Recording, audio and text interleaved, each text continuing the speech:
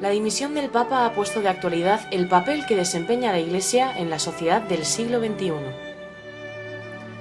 Ha sido una renuncia muy comentada, apoyada por unos y criticada por otros.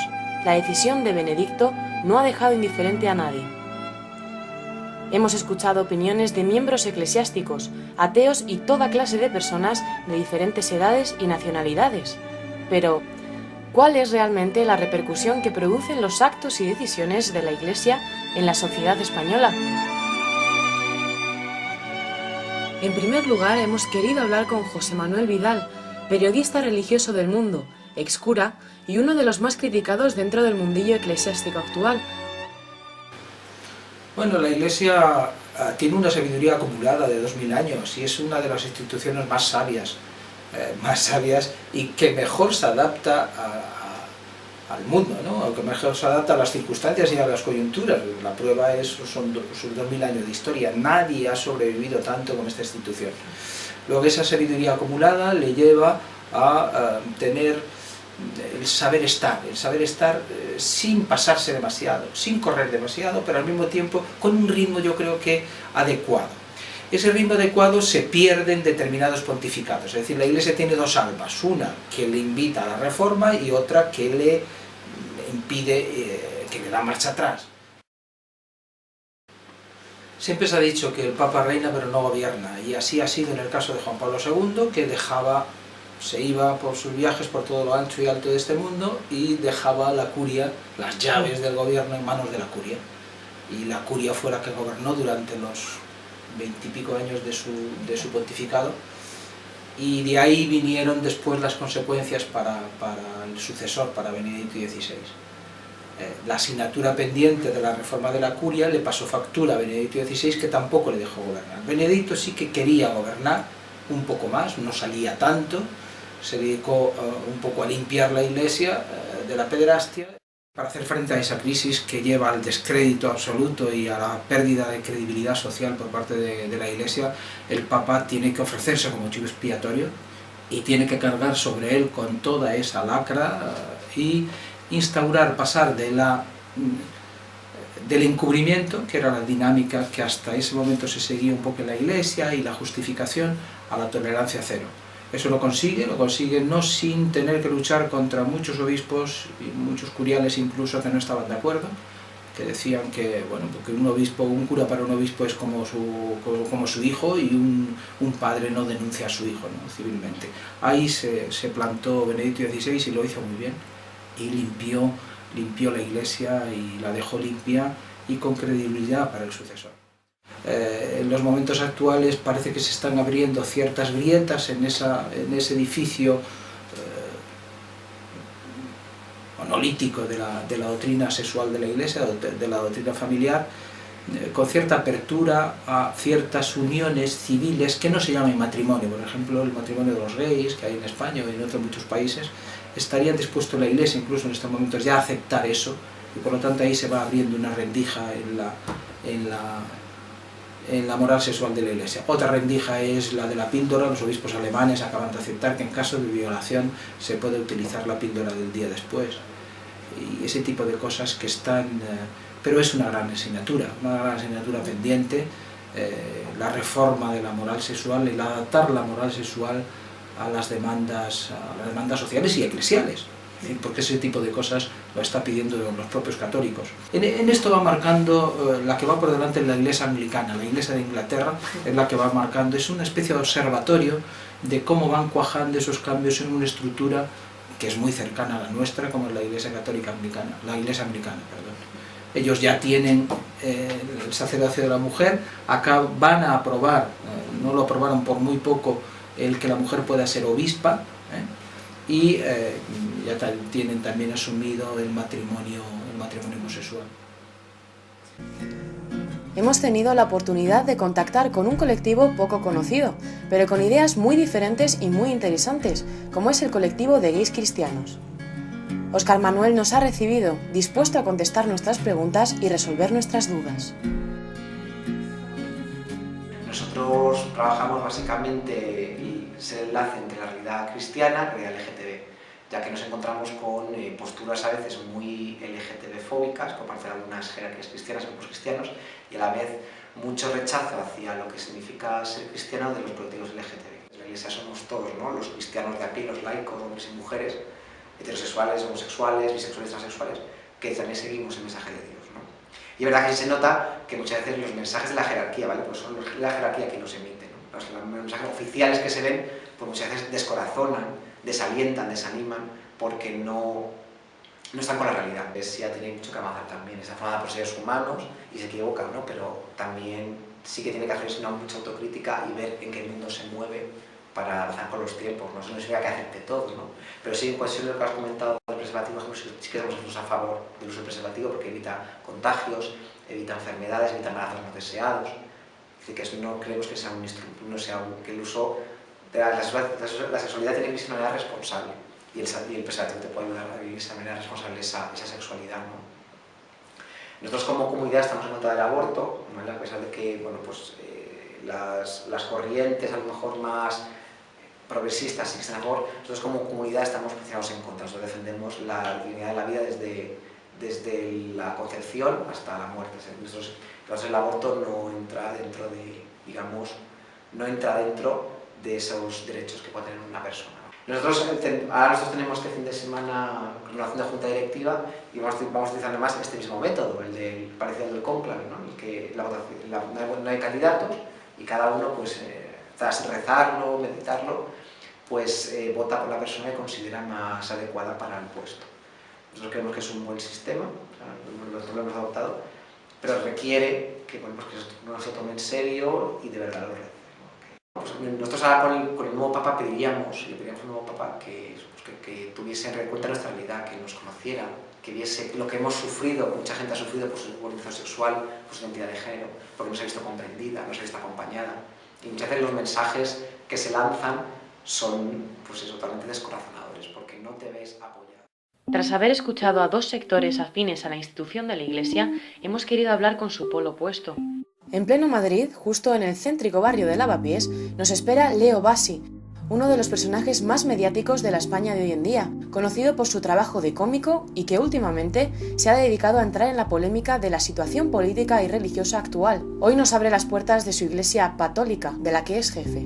Yo, payaso que soy, que he pasado mi vida a burlarme de la Iglesia Católica, hace un año he pensado, en vez de burlarme y criticar, ¿qué podré yo hacer de positivo y de constructivo? Y entonces he pensado de hacer un lugar dedicado al humanismo, dedicado a los valores de la ilustración, porque yo pienso que nuestra sociedad necesita una guía filosófica, necesita un marco en cual cómo vivir y una cierta forma de vivir. Y pienso que la Iglesia, que tenía esta función en el pasado, ya no lo tiene. Y entonces, para volver a tu pregunta, la Iglesia Católica tiene todavía una presencia en la sociedad española, pero en los últimos 10 años esta presencia ha caído enormemente y no, en mi opinión, no hay nada atrás para dar una nueva dirección. La gente tiene mucho más independencia, más información ahora que antes. La iglesia antes era, por mucha gente, la misa cada domingo era la única ventana sobre el mundo que tenía la gente, y escuchaba las homilías también por informarse, por saber lo que pasa. Y ahora con la televisión y más con internet, las informaciones nos están llegando, y la Iglesia Católica está mucho más atrás y no tiene muy poca relevancia.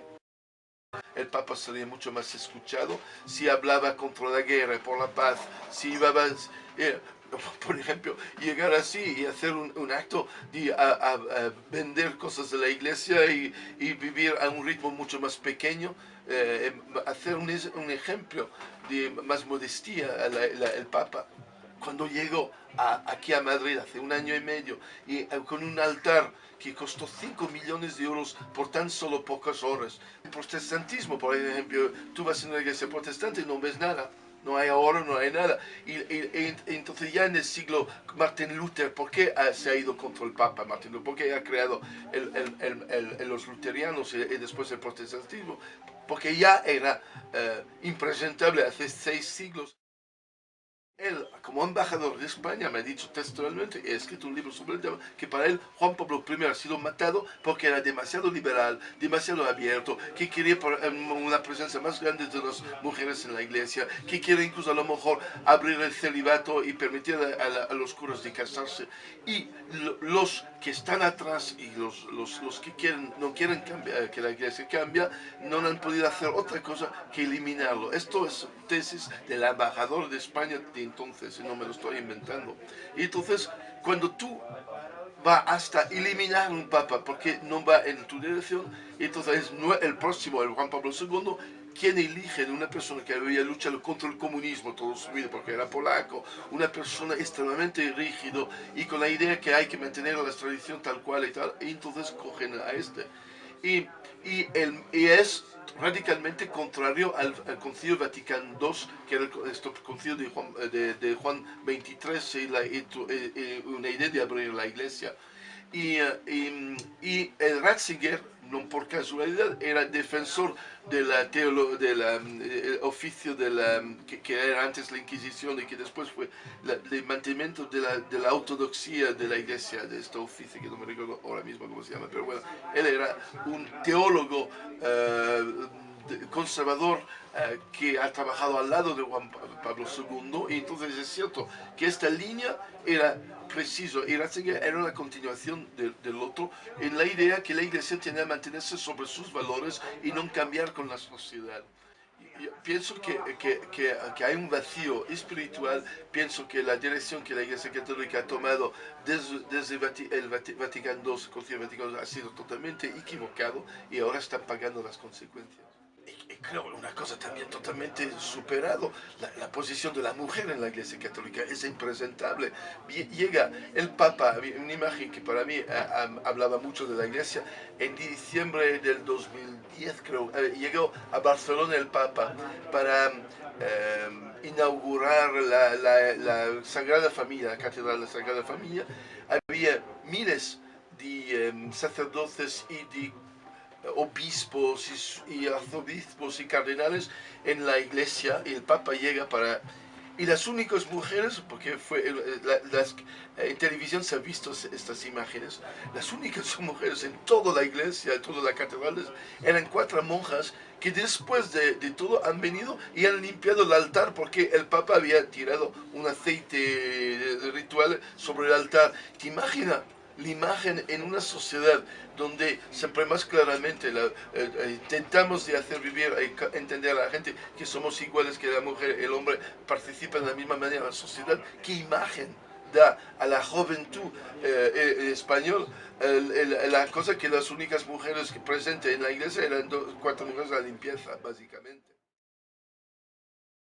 Hemos querido contactar con un sector que se encuentra de lleno introducido en la institución eclesiástica.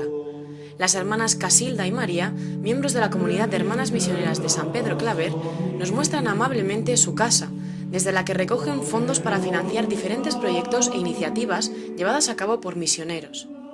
Este es digamos así, nuestro centro misionero. Somos de animación misionera y trabajamos en Madrid dentro de lo que es la diócesis, ¿no?, de Madrid. Como hermanas misioneras de San Pedro Claver, nuestro trabajo primordial es el de animación misionera y hacer de puentes entre los que tienen y los que no tienen. Es un trabajo de apoyo misionero. Donde hay un misionero, está presente, digamos así, una hermana misionera. Nosotras mismas, como misioneras, tenemos, para hacer la animación misionera, tenemos una revista que se llama El Eco de África y otros continentes.